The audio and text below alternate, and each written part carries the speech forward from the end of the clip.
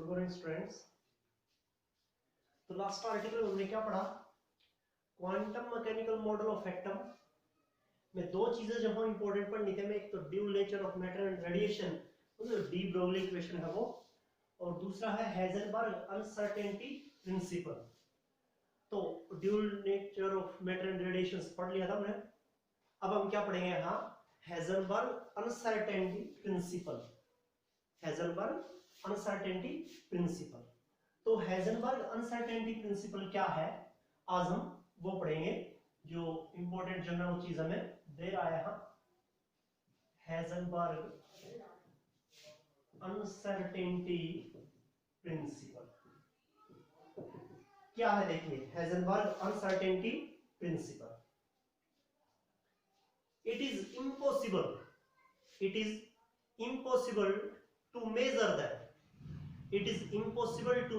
the position and momentum of a microscopic particle with absolute accuracy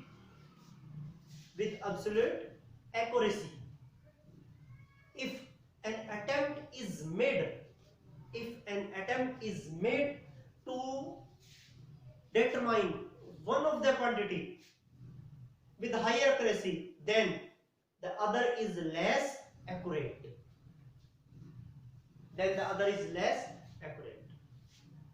The product of the position and momentum of a microscopic particle is always constant and is equal to or greater than h/4 pi. ये है Heisenberg uncertainty principle. मतलब समझिए, it is impossible to measure the position and momentum of a microscopic particle with absolute accuracy।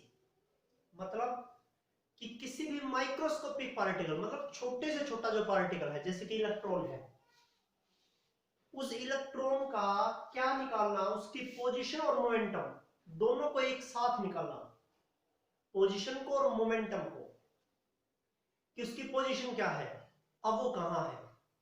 Position means x से represent कर रहा है, position मतलब उसकी जगह है, तो डेल एक्स। और मोमेंटम क्या होता है?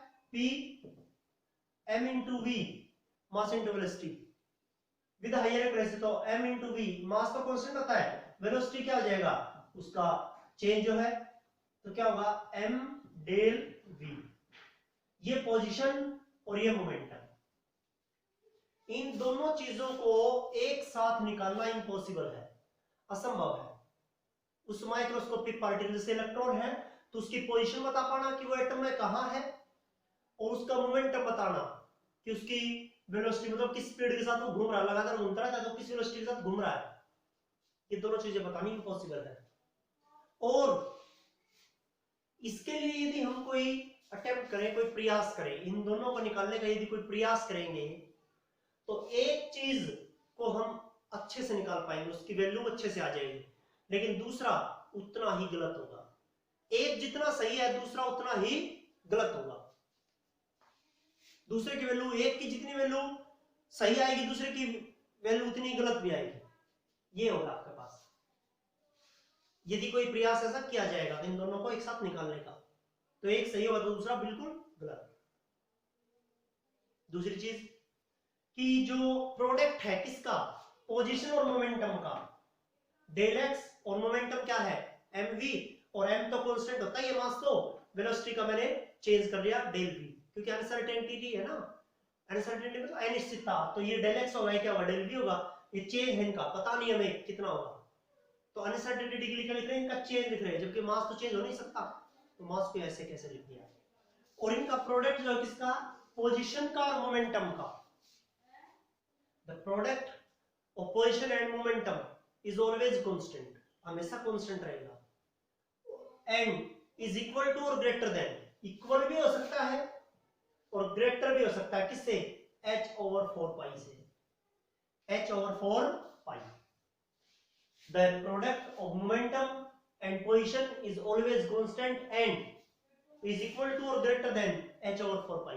h/4 pi क्या है, सब बराबर होगा, उससे ज्यादा होगा। किस किस का प्रोडक्ट, मोमेंटम का और पोजीशन का। पोजीशन का अनसर्टेनिटी पोजीशन में क्या होगी, डेल एक्स होगी, और मोमेंटम अनसर्टेनिटी क्या होगी, अनसर्टेनिटी जो आपके पास वो क्या होगा, m डेल v, क्योंकि मोमेंटम क्या होता है m इंटू वी, तो मास कांस्टेंट होगा और v का क्या होगा, अनसर्टेनिटी डेल v चेंज होगा उसमें, तो डेल v, ये चीज आपके पास, ये था हेजनबर्ग अनसर्टेनिटी प्रिंसिपल।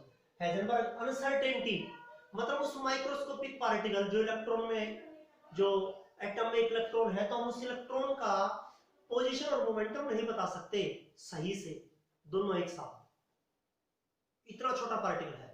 तो इसलिए ये चीज क्या बताएगी हमें, प्रोबेबिलिटी बताएगी कि इलेक्ट्रॉन कहां मिल सकता है, उसकी प्रोबेबिलिटी, उसकी संभावना कि इलेक्ट्रॉन कहां मिलेगा एटम में, प्रोबेबिलिटी के लिए। मतलब हेजनबर्ग अनसर्टेनिटी प्रिंसिपल को आप प्रोबेबिलिटी के लिए पढ़ते हैं। प्रोबेबिलिटी जैसे आप किसी दिन बादल वगैरह रखे तो आप ये सोचते हैं हाँ आज बारिश हो सकती है, पक्का तो नहीं है लेकिन संभावना है। किसका एक क्रिकेट मैच है इंडिया वर्सेस बांग्लादेश, तो आप क्या प्रोबेबिलिटी है हमारी कि इंडिया जीतेगा, क्योंकि बांग्लादेश जो है कमजोर टीम है as compared to Indian team in cricket, ठीक है। और एक इंटेलिजेंट बच्चे की प्रोबेबिलिटी ज्यादा होगी एक एग्जाम को क्लियर कर देने की, ठीक है, प्रोबेबिलिटी ज्यादा होगी, तो प्रोबेबिलिटी संभावना कि हाँ ये काम कर सकता है, प्रोबेबिलिटी ये चीज, तो प्रोबेबिलिटी बताता है यहाँ इलेक्ट्रॉन यहाँ मिल सकता है, ये प्रोबेबिलिटी के बारे में बताएगा। इसलिए अनसर्टेनिटी प्रिंसिपल हम पहले पढ़ रहे हैं यहाँ कि ना उसकी अनिश्चितता है, ठीक है, और यहाँ मिल सकता है, यहाँ मिल सकता है, यहाँ मिल सकता है, तो उसकी अनिश्चितता हुई तो हमें प्रोबेबिलिटी पता मिलेगी कि यहाँ इतना मिल सकता है ये, और ये यहाँ इतना मिल सकता है, प्रोबेबिलिटी, ठीक है। और वो पक्की चीज नहीं हो सकती है, हमें बताइए कि वो असंभव है, उसकी पोजीशन मोमेंटम बता कि हाँ यहाँ यही है वो। एक जंगल में एक पूरा बड़ा जंगल है और उस जंगल में ये बता पाना कि ना यहाँ जो है ना शेर यहाँ मिलेगा आपको, कैसे, वो कहेगा कि ना रात के 11 बजे शेर जो है इस पेड़ के नीचे आता है, तो जंगल में बहुत सारे पेड़ होते हैं, फिर वो 11 बजे की बजाय 11:15 भी आ सकता है, 11:15 भी आ सकता है, उससे 2-5 मिनट 10 मिनट ऊपर भी नीचे भी हो सकता है, वो उसी पेड़ के नीचे, क्यों जरूरी नहीं है दाएं बाएं किसी पेड़ के नीचे आ जाएगा वो, तो वो प्रोबेबिलिटी होती है, वो प्रोबेबिलिटी है, ठीक है। तो वो प्रोबेबिलिटी के बारे में पता लगेगा हमें, पहले अनसर्टेनिटी फिर उसके बाद प्रोबेबिलिटी, तो ये है आपके पास, ये था हेजनबर्ग अनसर्टेन प्रिंसिपल। जैसे क्या था कि ना मान लीजिए इलेक्ट्रॉन है, कोई इलेक्ट्रॉन के लिए ये उसका ओरिजिनल पाथ है उसका कि ऐसे वो चल रहा है इलेक्ट्रॉन, अब कोई फोटोन आ रहा है यहां से, कोई फोटोन है यहां से, वो फोटोन जो है ना वो टकराता है यहां से और ऐसे वो माइक्रोस्कोपिक से आप देख रहे हैं। अब इलेक्ट्रॉन का जो पाथ था ये था ये, लेकिन अब ओरिजिनल जैसे ही फोटोन से क्या करता है, स्ट्राइक करता है, तो उसका पाथ जो है ना वो ये होगा, ये ओरिजिनल है, ये ओरिजिनल है, और अब ये जो पाथ उसका एक्सपेक्टेड जो पाथ है वो ये है आपके पास, ये इस साइड होगा एक्सपेक्टेड पाथ, ठीक है। कोई फोटोन टकराया किससे, मूविंग इलेक्ट्रॉन से, तो उसने उसके क्या कर दी, उसके डायरेक्शन को चेंज कर दिया। माइक्रोस्कोपिक पार्टिकल के लिए चेंज किया, ये नहीं कि ना किसी अंधेरे कमरे में हम क्या करते हैं, एक रेट रहता है, चूहा रहता है, उसके ऊपर बैटरी जो है ना वो उसका फोकस जो है ना वो डाले, ठीक है, बीम ऑफ लाइट, तो क्या उसकी डायरेक्शन चेंज हो जाएगी या उसकी वेलोसिटी चेंज हो जाएगी चूहे की, इतना थोड़ा ना होगा कि ना आप बैटरी लाइट जो है ना उसके ऊपर क्या कर रहे हैं, वो जो फोकस है ना वो डाल रहे हैं, बीम ऑफ लाइट डाल रहे हैं यहाँ पे, तो उसकी पोजीशन चेंज हो जाएगी, वेलोसिटी चेंज हो जाएगी, ऐसा तो नहीं कि उसके ऊपर किसी तरह कोई भूकंप आ जाएगा चूहे के ऊपर, वो तो उसी स्पीड के साथ दौड़ रहा है। लेकिन इलेक्ट्रॉन के लिए, क्योंकि इलेक्ट्रॉन क्या है माइक्रोस्कोपिक पार्टिकल, उससे फोटोन ही आप स्ट्राइक करवा रहे हैं, तो उसकी किसको चेंज कर दे रहा है, वो उसके पाथ को जो है ना वो चेंज कर दे रहा है, उसके रास्ते उसके डायरेक्शन को चेंज कर दे रहा है, ये होता है आपके पास हेजनबर्ग अनसर्टेनिटी प्रिंसिपल। ये जो चीज निकल के आ रही है फॉर्मूला जो है ये होगा इससे।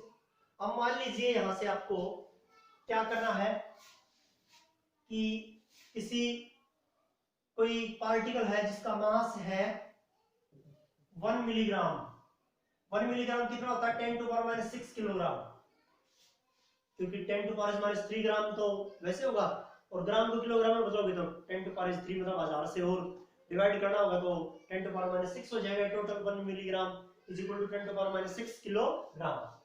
अब आपको इसका इस पार्टिकल का जिसका मास 10 टू पावर -6 किलोग्राम है उसकी पोजीशन और मोमेंटम का प्रोडक्ट निकालना आपको। तो del x into del v। अब मास तो इसके डिवाइड चला जाएगा h ओवर 4 पाई m इक्वल 1 m। अब ये वैल्यू रख दो h की 6.626 into 10 to power -34 joule second. क्या लिखेंगे आप उसको? Kilogram metre square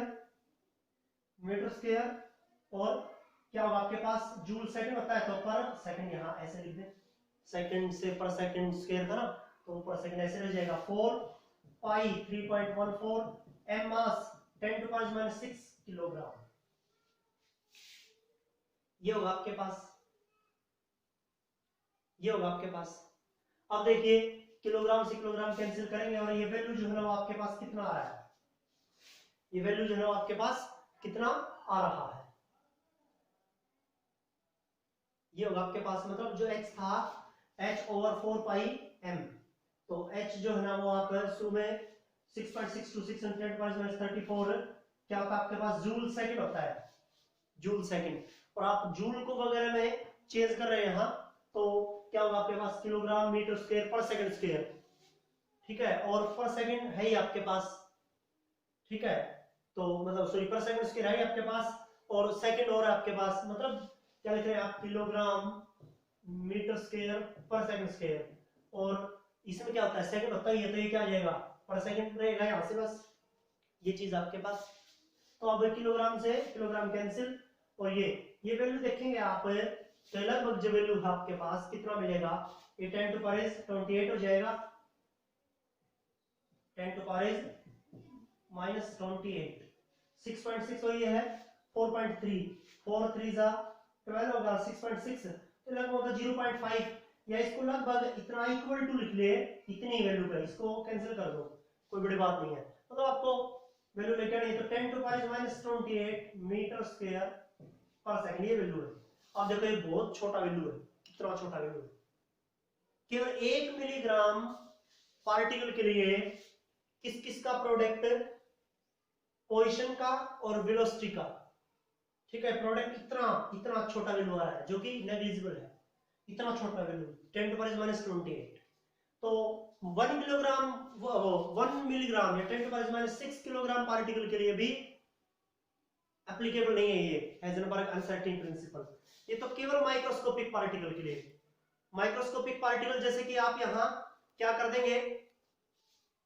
microscopic particle के लिए आप तो यहां केवल और केवल क्या लिख दे? यहां इलेक्ट्रॉन ले इसकी जगह के ऊपर। माइक्रोस्कोपिक पार्टिकल के लिए क्या आप ले लें? यहां इलेक्ट्रॉन जो है ना वो ले सकते हैं। यहां इलेक्ट्रॉन को लेना आपको। जो मास यहां आप मतलब किसी बड़े पार्टिकल के लिए नहीं लेंगे आप, माइक्रोस्कोपिकल के लिए मतलब इलेक्ट्रॉन के लिए। इलेक्ट्रॉन का मास 9.1 इंटू 10 टू पावर -31 किसी माइक्रोस्कोपिक पार्टिकल के लिए एप्लीकेबल नहीं होगा ये हाइजेनबर्ग। इसकी सिग्निफिकेंस क्या है? इसकी है सिग्निफिकेंस माइक्रोस्कोपिक पार्टिकल के लिए। जैसे इलेक्ट्रॉन का छोटा पार्टिकल होता है, इलेक्ट्रॉन का मास लेंगे आप 9.1 इंटू 10 टू पावर -31 किलोग्राम, फिर यहाँ रख दे इस m की जगह के ऊपर। अब ये वैल्यू कितना आ रहा है?